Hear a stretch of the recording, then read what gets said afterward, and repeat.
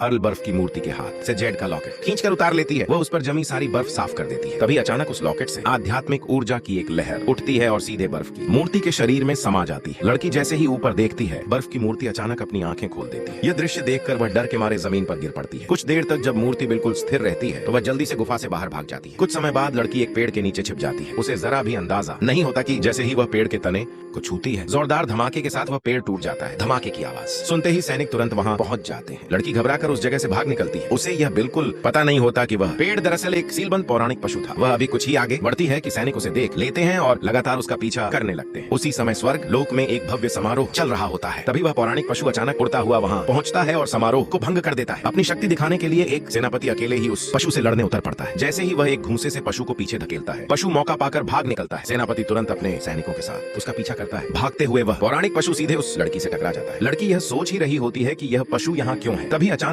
एक पत्थर उड़ता हुआ आता है और उसे लगने वाला होता है। सौभाग्य से पौराणिक पशु समय रहते उसे पकड़ लेता है। इस तरह लड़की उसकी पीठ से चिपक जाती है और वह उसे सुरक्षित स्थान पर पहुंचा देता है। इसके बाद वह पशु मुड़कर सैनिकों से भिड़ जाता है। तभी पता चलता है कि लड़की ने अनजाने में उसकी मुहर तोड़ दी थी, इसलिए उस पौराणिक पशु ने उसे अपना स्वामी मान लिया है। काफी देर तक युद्ध के बाद भी सेनापति उसे पराजित नहीं कर पाता। उसी क्षण युद्ध के देवता वहां प्रकट होते हैं। केवल एक ही वार में वह पौराणिक पशु को वश में कर लेते हैं। युद्ध देवता को देखकर सभी लोग स्तब्ध रह जाते हैं और श्रद्धा से घुटनों के बल झुक जाते हैं। जब लड़की उनका चेहरा साफ देखती है तो वह पल भर में स्तब्ध रह जाती है। उसके सामने खड़ा युद्ध देवता और कोई नहीं बल्कि वही बर्फ की मूर्ति होता है जिसे उसने गुफा में देखा था।